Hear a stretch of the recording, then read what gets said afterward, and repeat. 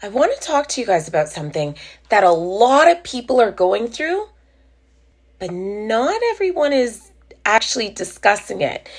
It's like one of those things that you struggle with in silence, and that is tenants. Landlords evicting tenants who won't leave for, let's say, non-payment of rent. Now, the process is a long one. Not only is it a long one, it's a complicated one.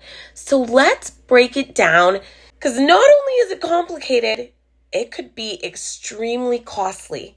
And if you do it wrong, even more costly, time-consuming, and realistically, it's a big pain in the ass. So let's break down what the process looks like and what the costs are. So let's change gears and I'll give you a better perspective. First and foremost, you go to your tenant and let them know, not that they don't already know, but you haven't been paying rent, so I do need you to leave the premise.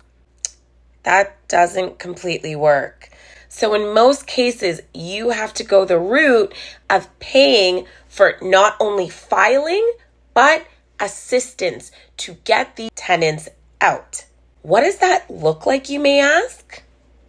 Follow me, I'll show you. This is where the cost starts kind of getting included.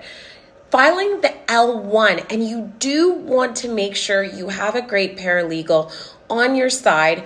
Reason being, if you even do one step wrong, you have to start over. So paying a paralegal, unfortunately, ends up being much worth your time.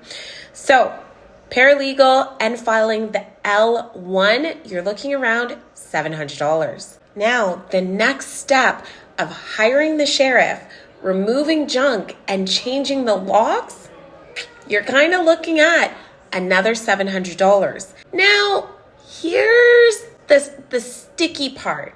This whole process could range more than what is below. It could range up to a year and more. And this is where the pain point comes in. You really aren't getting paid rent for most of this time.